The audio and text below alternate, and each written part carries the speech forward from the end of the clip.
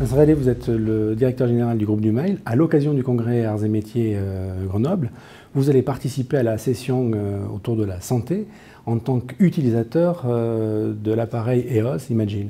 Mais avant d'en parler, pouvez-vous nous présenter un petit peu le groupe Dumail?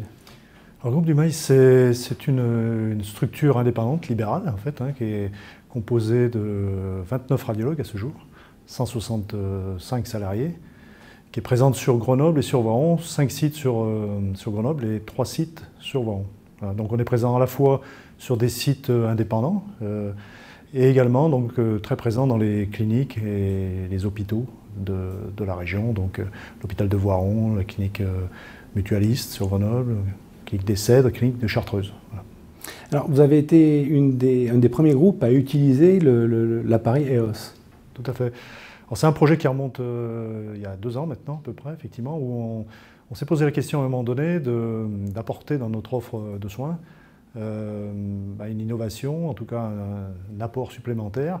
Et il se trouve que la société EOS Imaging, on suivait depuis longtemps ces travaux, et donc à un moment donné, donc, on a jugé que le produit était au point. On avait des références en région lyonnaise notamment, et donc on a pris la décision à l'occasion d'ailleurs de la restructuration du groupe sur un autre site principal, de proposer donc à nos patients, je dirais, cette nouvelle technologie.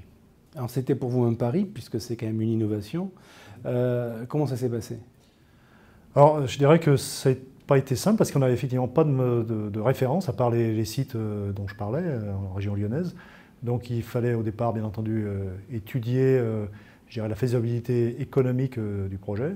Bon, il se trouve qu'on avait on a une activité quand même très, très large dans notre secteur, donc c'est un appareil qui est sur un secteur très, très spécialisé, donc il faut un volume d'activité qui justifie ce type d'investissement.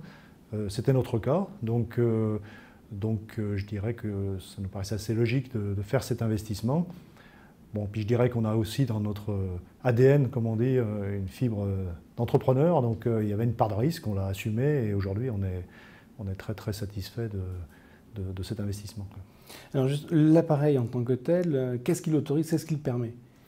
Alors c'est un appareil, le constructeur en parlera peut-être mieux que moi, mais en fait globalement il est basé sur une innovation pour le coup issue de la recherche fondamentale, qui a valu d'ailleurs le prix Nobel au professeur Charpak, donc essentiellement sur les capteurs dits à bulles, d'après ce que je sais. L'objectif surtout de cette innovation, elle permet de diminuer la dose reçue par le patient, tout en conservant une qualité d'image très haut niveau.